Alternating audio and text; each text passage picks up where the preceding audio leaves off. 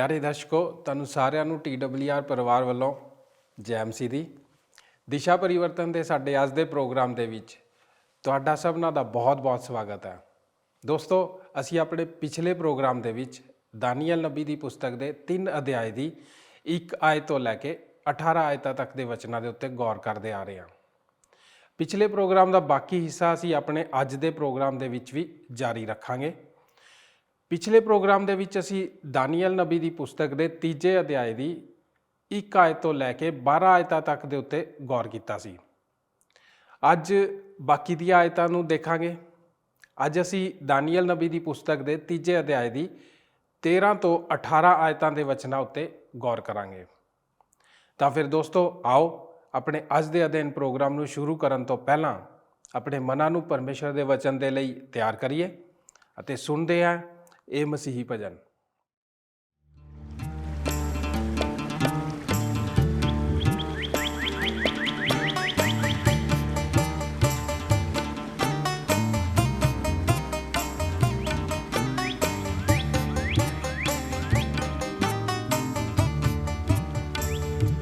अखियाँ चुकना मैं पल पहाड़ा मदद लई मैं किसनू पुकारा। अखियाँ चुकना मैं पल पहाड़ा मदद लई मैं किसनू पुकारा।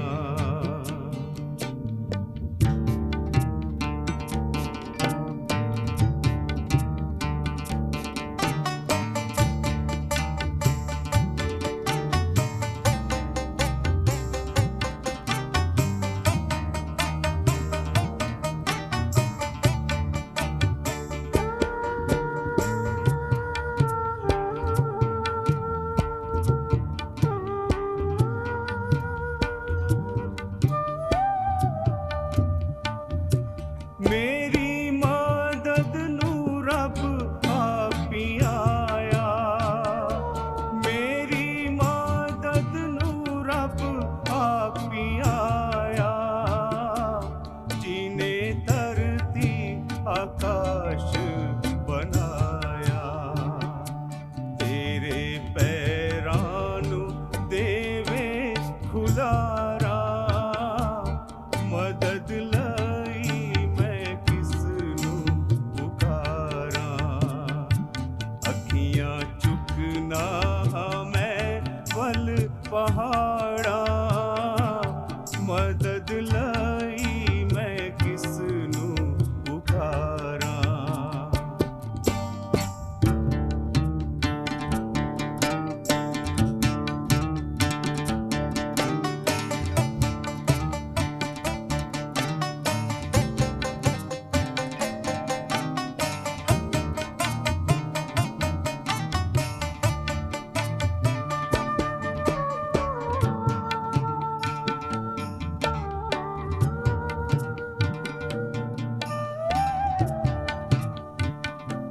तेरा राखा ना कदी उंगलावे। तेरा राखा ना कदी उंगलावे। तेरे रब नू निंदर भी ना आवे। इसराइल दियां रखदा उताड़ा मदद लई मैं किसनू पुकारा। अखियाँ चुकना मैं पल पहाड़ा मदद लई मैं किसनू पुकारा।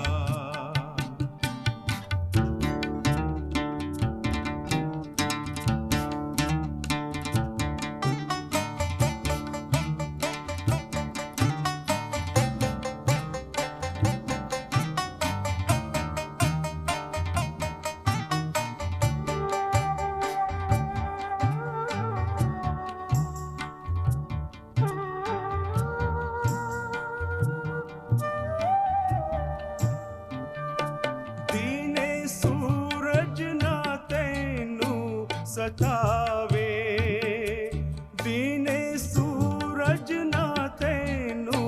ਸਤਾਵੇ, ਰਾਤੀ ਚੰਨ ਵੀ ਨਾ ਕੁਝ ਦੁੱਖ ਪਹੁੰਚਾਵੇ।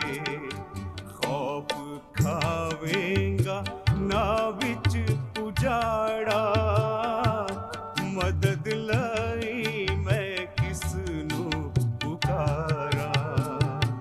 ਅੱਖੀਆਂ ਚੁੱਕਣਾ ਹਾਂ ਮੈਂ ਵੱਲ ਪਹਾੜਾ, ਮਦਦ ਲਈ ਮੈਂ ਕਿਸ ਨੂੰ ਪੁਕਾਰਾਂ।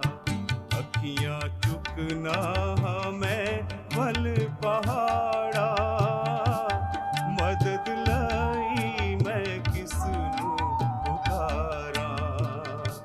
ਮਦਦ ਲਈ ਮੈਂ ਕਿਸ ਨੂੰ ਪੁਕਾਰਾਂ। ਮਦਦ ਲਈ ਮੈਂ ਕਿਸ ਨੂੰ ਪੁਕਾਰਾਂ।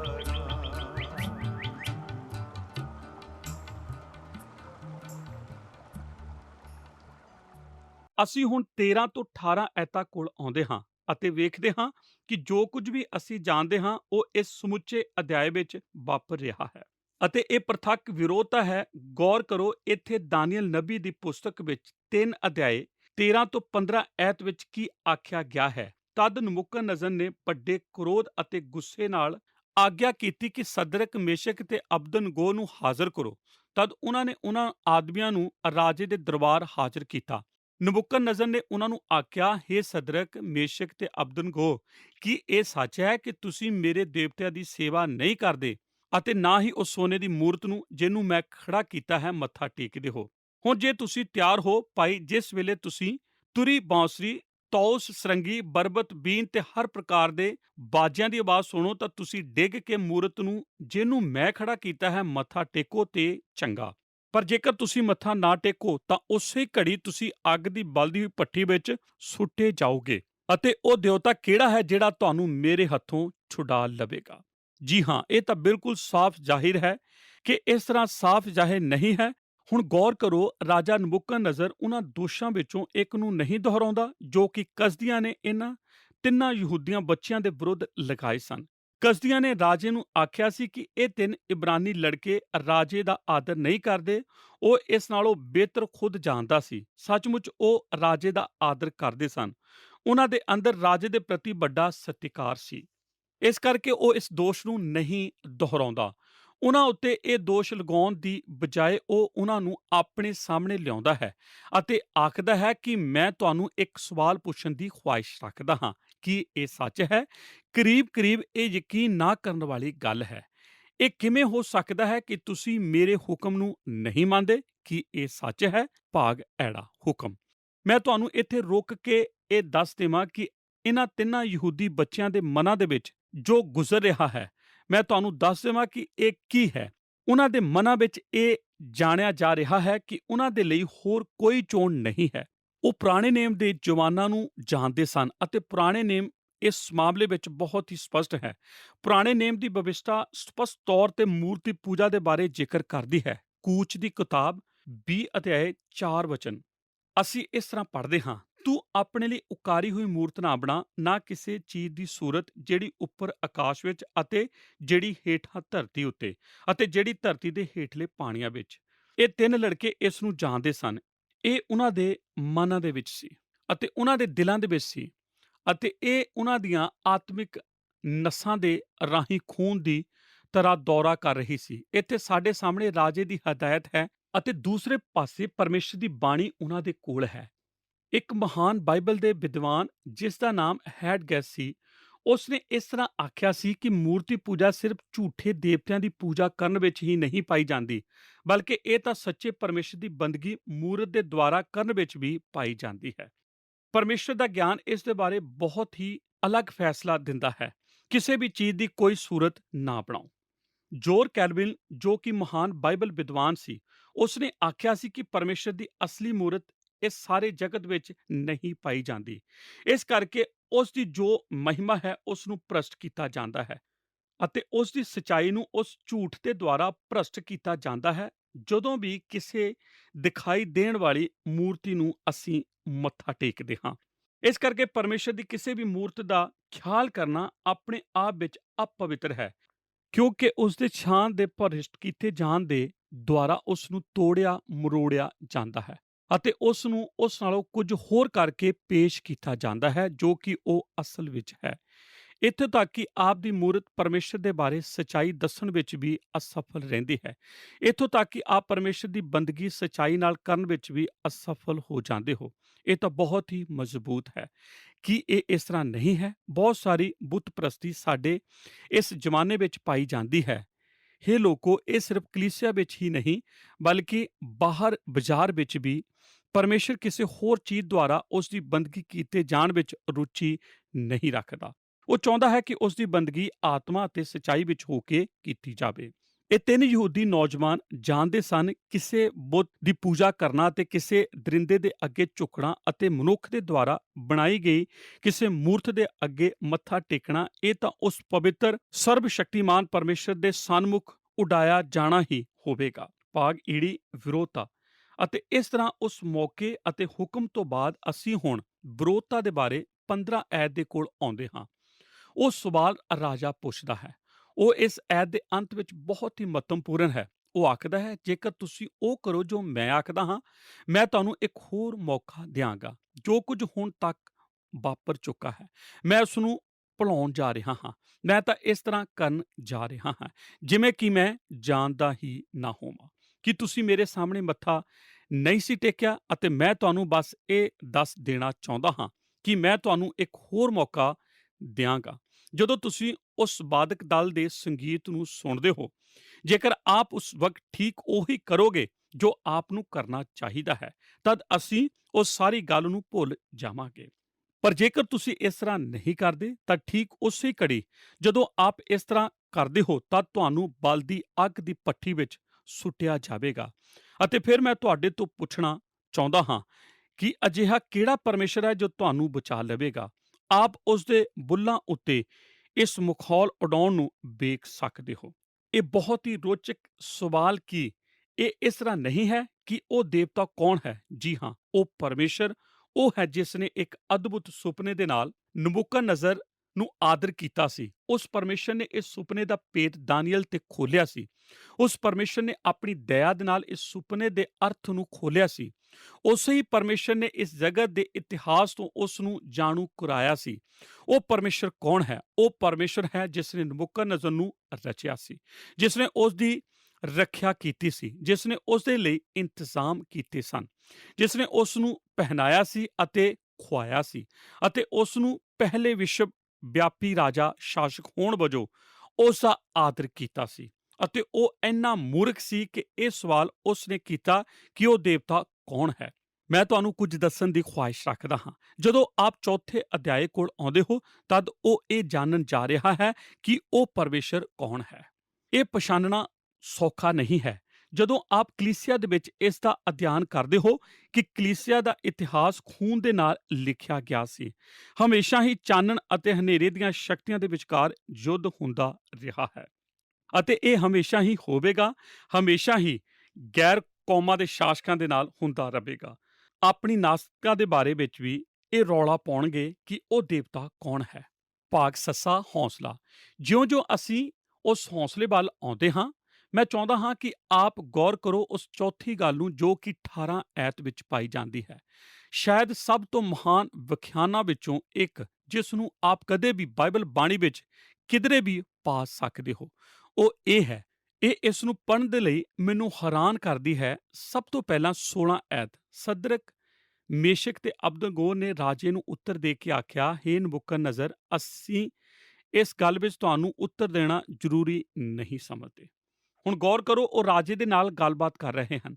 ਆਪ ਜਾਣਦੇ ਹੋ ਕਿ ਉਹ ਵਿਅਕਤੀ ਜੋ ਲੋਕਾਂ ਨੂੰ ਅੱਗ ਦੇ ਵਿੱਚ ਸੁੱਟ ਦਿੰਦਾ ਹੈ। ਜਦੋਂ ਰਾਜੇ ਨੇ ਆਖਿਆ ਸੀ ਕਿ ਤੁਸੀਂ ਜਾਂ ਤਾਂ ਮੱਥਾ ਟੇਕੋ ਜਾਂ ਫਿਰ ਨੀਵੇਂ ਹੋਵੋ, ਤਦ ਉਹਨਾਂ ਨੇ ਕਿਹਾ ਸੀ, ਜੀ ਹਾਂ, ਸਾਡੇ ਲਈ ਆਪ ਨੂੰ ਇਹ ਦੱਸਣਾ ਮੁਸ਼ਕਿਲ ਨਹੀਂ ਹੈ ਕਿ ਅਸੀਂ ਕੀ ਕਰਨ ਜਾ ਰਹੇ ਹਾਂ। ਇਸ ਨਾਲ ਕੋਈ ਫਰਕ ਨਹੀਂ ਪੈਂਦਾ। ਇਹ ਤਾਂ ਬਹੁਤ ਹੀ ਸਰਲ ਹੈ। ਉਹਨਾਂ ਨੇ ਇਸ ਸਭ ਨੂੰ ਉਲਝਾਇਆ ਨਹੀਂ, ਜਾਂ ਫਿਰ ਉਸ ਨੂੰ ਬੁਰਾ ਭਲਾ ਨਹੀਂ ਸੀ ਆਖਿਆ, ਜਾਂ ਫਿਰ ਉਸ ਦੇ ਨਾਲ ਕੋਈ ਵੀ ਵਾਦ ਵਿਵਾਦ ਨਹੀਂ ਸੀ ਕੀਤਾ। ਉਹਨਾਂ ਨੇ ਤਾਂ ਬਸ ਇਹੋ ਹੀ ਆਖਿਆ ਸੀ ਕਿ ਅਸੀਂ ਪਹਿਲਾਂ ਹੀ ਇਹ ਸੁਣ ਚੁੱਕੇ ਹਾਂ। ਅਸੀਂ ਪਹਿਲਾਂ ਹੀ ਇਸ ਦੇ ਬਾਰੇ ਫੈਸਲਾ ਕਰ ਲਿਆ ਹੈ ਕਿ ਅਸੀਂ ਕੀ ਕਰਾਂਗੇ। ਉਹਨਾਂ ਵਿੱਚੋਂ ਕੋਈ ਝਿਜਕਦਾ ਨਹੀਂ ਸੀ। ਉਹਨਾਂ ਵਿੱਚੋਂ ਕੋਈ ਵੀ ਦਬੀੜਬਾਜ਼ੀ ਨਹੀਂ ਸੀ, ਨਾ ਹੀ ਕੋਈ ਆਪਸੀ ਤਕਰਾਰ ਅਤੇ ਨਾ ਹੀ ਕੋਈ ਪਾਪ ਦੇ ਨਾਲ ਕੋਈ ਵਾਰਤਾ। ਉਹਨਾਂ ਦਾ ਫਰਜ਼ ਦਾ ਮਾਰਗ ਬਹੁਤ ਸਪਸ਼ਟ ਹੈ। ਉਹਨਾਂ ਨੇ ਪਰਮੇਸ਼ਰ ਦੇ ਕੋਲੋਂ ਇੱਕ ਵਚਨ ਪ੍ਰਾਪਤ ਕੀਤਾ ਸੀ ਅਤੇ ਉਹ ਇਸ ਨੂੰ ਪੂਰਾ ਕਰਨ ਵਿੱਚ ਝਿਜਕਦੇ ਨਹੀਂ ਸੀ। ਜਦੋਂ ਰਾਜੇ ਨੇ ਆਖਿਆ ਸੀ ਕਿ ਜੇਕਰ ਤੁਸੀਂ ਉਹ ਨਾ ਕਰੋ ਜੋ ਮੈਂ ਆਖਦਾ ਹਾਂ, ਤਦ ਇਹ ਇਸ ਤਰ੍ਹਾਂ ਵਰਪਨ ਜਾ ਰਿਹਾ ਹੈ। ਤਦ ਉਹਨਾਂ ਦਾ ਉੱਤਰ ਸੀ, ਹੇ ਰਾਜਨ, ਸਾਨੂੰ ਇਸ ਦੇ ਬਾਰੇ ਸੋਚਣਾ ਨਹੀਂ ਹੈ। ਸਾਨੂੰ ਇਸ ਦੇ ਬਾਰੇ ਕੋਈ ਸਲਾਹ ਨਹੀਂ ਕਰਨੀ। ਅਸੀਂ ਪਹਿਲਾਂ ਹੀ ਜਾਣਦੇ ਹਾਂ ਕਿ ਅਸੀਂ ਕੀ ਕਰਨ ਜਾ ਰਹੇ ਹਾਂ। ਉਸ ਦੀਆਂ ਨੇਕੀਆਂ ਨਾਲੋਂ ਵੱਧ ਕੇ ਜ਼ਿਆਦਾ ਉਹਨਾਂ ਦੇ ਨਿਯਮਾਂ ਦਾ ਸ਼ਿਕਾਰ ਕੀਤੇ ਜਾਣਾ ਸੀ। ਉਹ ਪਹਿਲਾਂ ਹੀ ਰਸੂਲਾਂ ਦੇ ਕਿਤਾਬ 5 ਅਧਿਆਇ ਨੂੰ ਜਾਣਦੇ ਸਨ। ਇੱਥੇ ਲਿਖਿਆ ਹੈ ਕਿ ਮਨੁੱਖ ਨਾਲੋਂ ਪਰਮੇਸ਼ਰ ਦੀ ਆਗਿਆ ਨੂੰ ਮੰਨਣਾ ਭਲਾ ਹੈ। ਇਸ ਲਈ ਗੌਰ ਕਰੋ ਜੋ ਕੁਝ ਉਹਨਾਂ ਨੇ ਆਖਿਆ ਸੀ। ਜੇਕਰ ਇਹ ਇਸ ਤਰ੍ਹਾਂ ਹੋਵੇ, ਸਾਡਾ ਪਰਮੇਸ਼ਰ ਜਿਸ ਦੀ ਅਸੀਂ ਸੇਵਾ ਕਰਦੇ ਹਾਂ, ਉਹ ਸਾਨੂੰ ਬਲਦੀ ਅੱਗ ਦੀ ਭੱਠੀ ਵਿੱਚੋਂ ਬਚਾਉਣ ਦੇ ਯੋਗ ਹੈ ਅਤੇ ਉਹ ਸਾਨੂੰ, ਹੇ ਰਾਜਨ, ਤੇਰੇ ਹੱਥੋਂ ਛੁਡਾਉਣ ਦੇ ਯੋਗ ਵੀ ਹੈ। ਇਹ ਸਭ ਤੋਂ ਮਹਾਨ ਸਿੱਟਾ ਹੈ। ਅਤੇ ਜੇਕਰ ਉਹ ਨਾ ਛਡਾਵੇ, ਹੇ ਰਾਜਨ, ਇਹ ਜਾਣ ਲੈ ਕਿ ਅਸੀਂ ਤੇਰੇ ਦੇਵਤੇ ਦੀ ਪੂਜਾ ਨਹੀਂ ਕਰਾਂਗੇ, ਨਾ ਹੀ ਉਹ ਸੋਨੇ ਦੀ ਮੂਰਤ ਦੇ ਅੱਗੇ ਜੋ ਤੂੰ ਖੜੀ ਕੀਤੀ ਹੈ ਮੱਥਾ ਟੇਕਾਂਗੇ। ਹੁਣ ਇਸ ਨੂੰ ਲਓ। ਹੁਣ ਇਸ ਨਿਸ਼ਚਾ ਦੇ ਵਿੱਚ ਬਸ ਥੋੜ੍ਹੀ ਜਿਹੀ ਝਿਜਕ ਪਾਈ ਜਾਂਦੀ ਹੈ ਕਿ ਇਹ ਇਸ ਤਰ੍ਹਾਂ ਨਹੀਂ ਹੈ। ਮੇਰਾ ਭਾਵ ਬੁਰੀ ਭਾਵਨਾ ਨਹੀਂ, ਭਾਵ ਹੈ ਇੱਕ ਅੱਛੀ ਭਾਵਨਾ। ਉਹ ਜਾਣਦੇ ਸਨ ਕਿ ਉਹ ਕਿੱਥੇ ਸਨ। ਉਹ ਪਰਮੇਸ਼ਰ ਦੀ ਬਾਣੀ ਦੇ ਇਤਿਹਾਸ ਕਥਾ ਉੱਤੇ ਟਿਕੇ ਹੋਏ ਸਨ। ਉਹਨਾਂ ਦੇ ਕੋਲ ਪਰਮੇਸ਼ਰ ਵੱਲੋਂ ਭੇਜਿਆ ਗਿਆ ਵਚਨ ਸੀ ਅਤੇ ਇਹੀ ਹੈ ਉਹ ਸ਼ਬਦ ਜਿਸ ਦੀ ਉਸ ਨੂੰ ਜ਼ਰੂਰਤ ਸੀ। ਇਸ ਸਥਿਤੀ ਨੇ ਠੀਕ ਉਹਨਾਂ ਦੇ ਅੱਗੇ ਸਭ ਕੁਝ ਲਿਆਂਦਾ ਸੀ। ਉਹਨਾਂ ਨੇ ਆਖਿਆ ਸੀ, ਗੌਰ ਕਰੋ, ਸਾਨੂੰ ਇਸ ਦੇ ਬਾਰੇ ਸੋਚਣਾ ਨਹੀਂ ਪੈਣਾ। ਸਾਨੂੰ ਇਸ ਦੇ ਬਾਰੇ ਗੱਲਬਾਤ ਨਹੀਂ ਕਰਨੀ ਪੈਣੀ। ਪਰਮੇਸ਼ਰ ਨੇ ਕੁਝ ਆਖਿਆ ਹੈ ਅਤੇ ਅਸੀਂ ਜਾਣਦੇ ਹਾਂ ਕਿ ਇਹ ਉਸ ਨੇ ਕੀ ਆਖਿਆ ਹੈ ਅਤੇ ਇਹ ਹੈ ਜੋ ਅਸੀਂ ਕਰਨ ਜਾ ਰਹੇ ਹਾਂ। ਜੇਕਰ ਤੂੰ ਸਾਨੂੰ ਮਾਰਨਾ ਚਾਹੇ ਤਦ ਇਸ ਤਰ੍ਹਾਂ ਕਰ। ਜੇਕਰ ਪਰਮੇਸ਼ਰ ਸਾਨੂੰ ਛੁਡਾਉਣਾ ਚਾਹੇ ਤਦ ਉਹ ਸਾਡੇ ਲਈ ਭਲਾ ਹੈ। ਜੇਕਰ ਉਹ ਨਾ ਛਡਾਵੇ, ਸਾਡੇ ਲਈ ਫਿਰ ਵੀ ਉਹ ਭਲਾ ਹੈ। ਇਹ ਤਾਂ ਪੁਰਾਣੇ ਨੇਮ ਵਿੱਚ ਲਿਖੇ ਅਯੂਬ ਦੇ ਬਚਨਾਂ ਦੀ ਤਰ੍ਹਾਂ ਹੈ। ਭਾਵੇਂ ਉਹ ਮੈਨੂੰ ਮਾਰ ਸੁੱਟੇ, ਫਿਰ ਵੀ ਮੈਂ ਉਸ ਉੱਤੇ ਭਰੋਸਾ ਰੱਖਾਂਗਾ। ਮੈਂ, ਹੇ ਨੌਜਵਾਨ ਮਨੁੱਖੋ ਅਤੇ ਔਰਤੋ, ਤੁਹਾਨੂੰ ਕੁਝ ਦੱਸਣ ਦੀ ਖੁਆਇਸ਼ ਰੱਖਦਾ ਹਾਂ। ਉਹ ਇਹ ਹੈ ਜਿਸ ਦੀ ਦੁਹਾਈ ਜਗਤ ਦੇ ਰਿਹਾ ਹੈ। ਮਨੁੱਖੋ ਅਤੇ ਔਰਤੋ, ਜੋ ਕਿ ਦਿਲ ਦਾ ਕਾਇਲ ਹੋਣਾ ਤੁਹਾਡੇ ਕੋਲ ਹੈ, ਜੋ ਕਿ ਆਪਣੇ ਕਾਇਲ ਹੋਣ ਦੇ ਹਾਲਾਤਾਂ ਦੇ ਆਧਾਰ ਉੱਤੇ ਨਹੀਂ ਬਦਲਦੇ। ਕਿਸੇ ਨੇ ਇੱਕ ਵਾਰ ਮੈਨੂੰ ਦੱਸਿਆ ਸੀ ਕਿ ਦਿਆਨਦਾਰੀ ਦੀ ਪਰਿਭਾਸ਼ਾ ਇਹ ਸੀ ਕਿ ਆਪ ਆਪਣੇ ਫੈਸਲੇ ਵਿੱਚ ਉਹਨਾਂ ਹਾਲਾਤਾਂ ਵਿੱਚ ਨਿਸ਼ਚਿੰਤ ਬਣੇ ਰਹੋ ਜਿਨ੍ਹਾਂ ਦੇ ਅਧੀਨ ਫੈਸਲਾ ਲਿਆ ਗਿਆ ਹੈ। ਬਦਲ ਚੁੱਕਾ ਹੋਵੇ। ਇੱਥੇ 3 ਮਨੁੱਖ ਹਨ ਜੋ ਕਿ ਜਾਣਦੇ ਹਨ ਕਿ ਪਰਮੇਸ਼ਰ ਨੇ ਕੀ ਚਾਹਿਆ ਸੀ ਕਿ ਉਹ ਕੀ ਕਰਨ, ਜੋ ਕਿ ਹਾਲਾਤਾਂ ਤੋਂ ਡਰਦੇ ਨਹੀਂ ਸਨ। ਜਦੋਂ ਹਾਲਾਤ ਬਦਲੇ ਅਤੇ ਉਹ ਆਪਣੇ ਜੀਵਨ ਨੂੰ ਵੀ ਖਤਰੇ ਵਿੱਚ ਮਹਿਸੂਸ ਕਰਦੇ ਸਨ, ਤਦ ਉਹਨਾਂ ਨੇ ਆਖਿਆ ਸੀ, ਇਸ ਨਾਲੋਂ ਸਾਨੂੰ ਕੋਈ ਫਰਕ ਨਹੀਂ ਪੈਂਦਾ। ਜੋ ਕੁਝ ਪਰਮੇਸ਼ਰ ਨੇ ਸਾਨੂੰ ਕਰਨ ਲਈ ਆਖਿਆ ਹੈ, ਅਸੀਂ ਉਹੀ ਕਰਾਂਗੇ। ਉਸ ਮਨ ਦੇ ਵਿੱਚ ਆਪ ਨੂੰ ਉੱਤਰ ਦੇਣ ਦੇ ਲਈ ਅਸੀਂ ਤਿਆਰ ਨਹੀਂ ਕਰ ਰਹੇ। ਅਸੀਂ ਪਰਮੇਸ਼ਰ ਦੇ ਵਚਨ ਦੀ ਸਿੱਖਿਆ ਦੇ ਅਨੁਸਾਰ ਰਿਣੀ ਹਾਂ। ਸਾਡੀ ਕਲੀਸਿਆ ਦੇ ਖੇਤਰਾਂ ਵਿੱਚ ਇੱਕ ਦੇ ਪ੍ਰਤੀ ਜਿਸ ਦਾ ਨਾਮ ਐਥੇਨਸ ਹੈ, ਮੈਂ ਇਹ ਆਸ ਨਹੀਂ ਕਰਦਾ ਕਿ ਤੁਸੀਂ ਇਸ ਦੇ ਬਾਰੇ ਬਹੁਤ ਕੁਝ ਜਾਣਦੇ ਹੋ। ਪਰ ਜੇਕਰ ਆਪ ਨੇ ਬਾਈਬਲ ਬਾਣੀ ਦਾ ਅਧਿਐਨ ਕੀਤਾ ਹੈ, ਤਦ ਆਪ ਜਾਣਦੇ ਹੋ ਕਿ ਅਸੀਂ ਇਸ ਦੇ ਪ੍ਰਤੀ ਯਿਸੂ ਮਸੀਹ ਦੇ ਈਸ਼ਵਰੀ ਹੋਣ ਦੀ ਸਿੱਖਿਆ ਦੀ ਨਿਰੋਲਤਾ ਦੇ ਲਈ ਅਸੀਂ ਉਸ ਦੇ ਰਿਣੀ ਹਾਂ।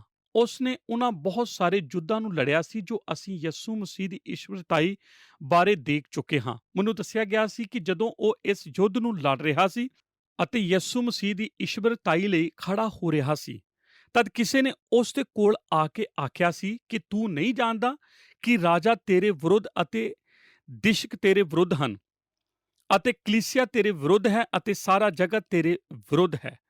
ਤਦ ਉਸ ਨੇ ਆਖਿਆ ਸੀ, ਤਦ ਮੈਂ ਸੱਚਮੁੱਚ ਜਗਤ ਦੇ ਵਿਰੁੱਧ ਹਾਂ। ਅਤੇ ਇੱਕ ਕਹਾਵਤ ਜੋ ਇਸ ਛੋਟੇ ਜਿਹੇ ਅਨੁਭਵ ਦੇ ਵਿੱਚੋਂ ਨਿਕਲੀ ਹੈ, ਜੋ ਕਿ ਆਰੰਭਿਕ ਕਲੀਸਿਆ ਦੇ ਵਿੱਚ ਬਹੁਤ ਪ੍ਰਸਿੱਧ ਹੋਈ ਸੀ, ਉਹ ਇਹ ਸੀ, ਐਥਲੀਟ ਸਮੁੱਚੇ ਵਿਸ਼ਵ ਦੇ ਵਿਰੁੱਧ।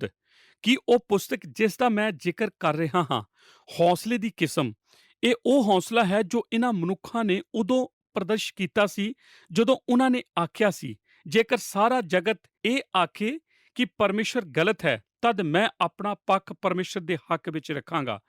ਪਰਮੇਸ਼ਰ ਸੱਚ ਠਹਿਰੇ ਅਤੇ ਹਰੇਕ ਮਨੁੱਖ ਇੱਕ ਝੂਠਾ। ਸਾਨੂੰ ਮੰਚ ਵਿੱਚ ਖੜੇ ਹੋਣ ਵਾਲੇ ਅੱਜ ਕੱਲ੍ਹ ਇਹੋ ਜਿਹੇ ਮਨੁੱਖਾਂ ਦੀ ਲੋੜ ਹੈ ਜੋ ਕਿ ਸਾਥੀਆਂ ਦੇ ਦਬਾਅ ਨਾਲ ਹਿਚਕਚਾਉਂਦੇ ਨਹੀਂ, ਜੋ ਕਿ ਹਾਲਾਤਾਂ ਦੇ ਬਦਲ ਦੇ ਨਾਲ ਹੀ ਨਹੀਂ ਚੱਲਦੇ, ਪਰ ਉਹ ਉਸ ਸਰਬ ਉੱਤਮ ਨੂੰ ਭਾਲਦੇ ਹਨ ਜੋ ਉਹ ਕਰ ਸਕਣ, ਜੋ ਕੁਝ ਪਰਮੇਸ਼ਰ ਨੇ ਆਖਿਆ ਹੈ ਅਤੇ ਉਸ ਦੇ ਲਈ ਖੜੇ ਹੋ ਸਕਣ ਅਤੇ ਇਸ ਨੂੰ ਆਖ ਸਕਣ। ਸੱਚਮੁੱਚ ਉਹਨਾਂ ਦਾ ਹੌਸਲਾ ਉਹਨਾਂ ਦੇ ਕਾਇਲ ਕੀਤੇ ਜਾਣ ਦੇ ਉੱਤੇ ਆਧਾਰਿਤ ਸੀ ਅਤੇ ਉਹਨਾਂ ਦਾ ਕਾਇਲ ਹੋਣਾ ਇਹ ਸੀ ਕਿ ਉਹਨਾਂ ਦਾ ਪਰਮੇਸ਼ਰ ਯੋਗ ਸੀ। ਸਾਡਾ ਪਰਮੇਸ਼ਰ ਇਸ ਦੇ ਯੋਗ ਹੈ। ਇਹੋ ਹੀ ਹੋ ਸਕਦਾ ਹੈ ਜਿੱਥੇ ਅਸੀਂ ਇਸ ਭਜਨ ਨੂੰ ਪਾਇਆ ਸੀ ਕਿ ਉਹ ਯੋਗ ਹੈ, ਉਹ ਯੋਗ ਹੈ, ਉਹ ਮੈਨੂੰ ਛੁਡਾਉਣ ਦੇ ਯੋਗ ਹੈ, ਮੇਰਾ ਪਰਮੇਸ਼ਰ ਮੈਨੂੰ ਛੁਡਾਉਣ ਦੇ ਯੋਗ ਹੈ। ਆਪ ਜਾਣਦੇ ਹੋ ਕਿ ਨਵੇਂ ਨੇਮ ਵਿੱਚ ਇਸ ਦੇ ਬਾਰੇ ਬਹੁਤ ਕੁਝ ਆਖਿਆ ਗਿਆ ਹੈ ਜੋ ਸਾਨੂੰ ਇਹ ਦੱਸਦਾ ਹੈ ਕਿ ਪਰਮੇਸ਼ਰ ਸਾਨੂੰ ਛੁਡਾਉਣ ਦੇ ਯੋਗ ਹੈ।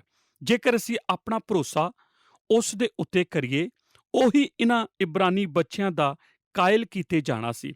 ਸਿਰਫ ਪਰਮੇਸ਼ਰ ਦੀ ਬਾਣੀ ਦੀ ਕਾਇਲਤਾ ਨਹੀਂ, ਬਲਕਿ ਪਰਮੇਸ਼ਰ ਦੀ ਸਾਮਰਥ ਦੇ ਦੁਆਰਾ ਕਾਇਲ ਕੀਤੇ ਜਾਣਾ।